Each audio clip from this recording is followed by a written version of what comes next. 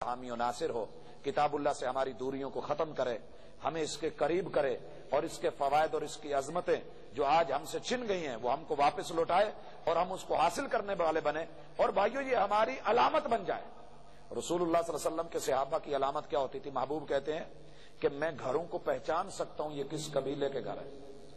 یہ کس قبیلے کے گھر ہے۔ وہ قبیلہ کیا کرتے تھے، کیسے پہچان ہوتی تھی؟ کہا جب میں گزرتا ہوں نا تو ان گھروں سے قرآن پڑھنے کی جب آواز آ رہی ہوتی ہے اونچی آواز میں تو میں ان کے لہجے سے پہچان جاتا ہوں کہ یہ کس قبیلے کا لہجہ ہے۔ آج ہمارے لہجے ہیں، یہ جاٹوں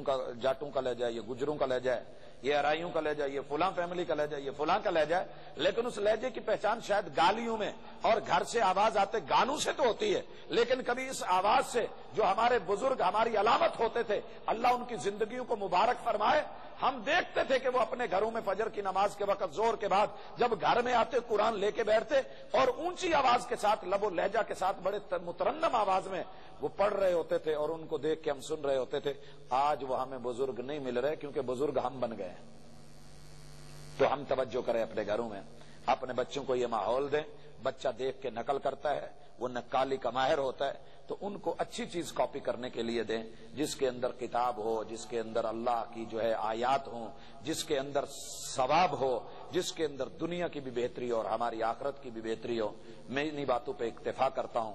اور آپ بھائیوں سے پھر ایک مرتبہ بہت ہی پیار اور محبت سے ریکویسٹ کرنا چاہتا ہوں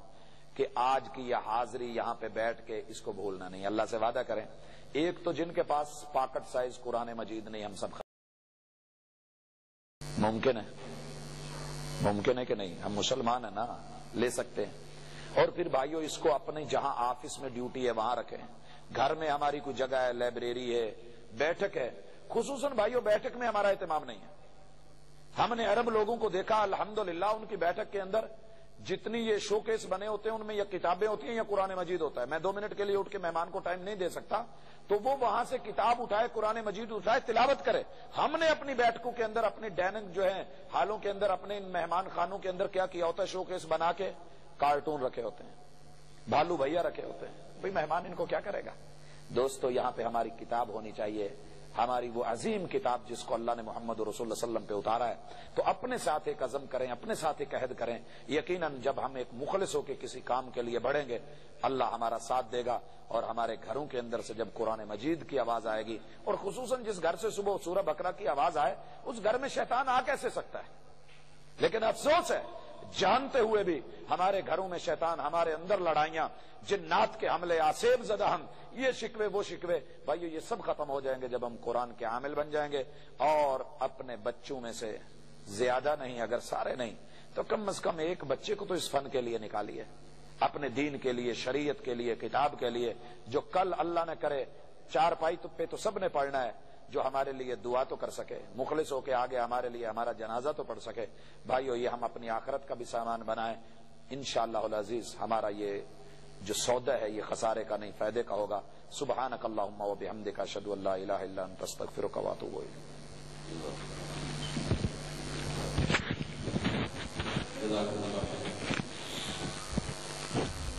ہر بات ہے کہ یہ خوشی کا لمحہ ہے کہ جب اللہ تعالیٰ کسی کو اس کی دعا کا ذکر دیتا ہے۔ یہ میں نے اللہ سے دعا مانگی تھی، یا اللہ مجھے بیٹا دے گا قرآن کا حافظ، اللہ نے میری دعا کو قبول کیا ہے اور میں بات نہیں خیال کر سکتا، شاید اللہ میرے ہاتھ سنیے قبول کر لے اپنی دعا کر، اور میں نے اپنے اس بیٹے کو اللہ کے آگے کر دیا، اور انشاءاللہ یہ آگے دین کرے گا انشاءاللہ۔ قاری صاحب سے بھی دعا ہے کہ میرے بیٹے کے لیے دعا کروں، یہی سب کا جاری ہے، ہمارے گناہوں کو اللہ معاف۔ ہمارے اسٹیج پہ قائد محترم جناب قاضی عبدالباسط صاحب موجود ہیں، جن کے تمام جو پودے لگے ہوئے ہیں، ہمارے بچے بچے ہیں، آپ سے قرآن ماشاءاللہ نہایت مہربان ہیں۔ میرا بیٹا ماشاءاللہ آپ سے غریب صاحب ہے، اللہ تعالیٰ نے خیر دے، اب اس کام کا دعوت محترم استاد جناب قاری محمد مدنی صاحب سے کہ وہ دعا فرمائیں۔ الله الرحمن الرحيم الحمد لله رب العالمين والصلاة والسلام على النبي الكريم وعلى آله وأصحابه أجمعين يا رب لك الحمد وما ينبغي لجلالك وعظيم سلطانك اللهم صل على سيدنا محمد وعلى آله محمد وبارك وسلم اللهم انفعنا بما علمتنا وعلمنا ما ينفعنا وزدنا علما اللهم انفعنا بما علمتنا وعلمنا ما ينفعنا وزدنا علما اللهم ارزقنا الإخلاص والإيمان اللهم ارزقنا الإخلاص والإيمان اللهم ارزقنا الإخلاص والإيمان اللهم إنك عفو تحب العفو فاعف عنا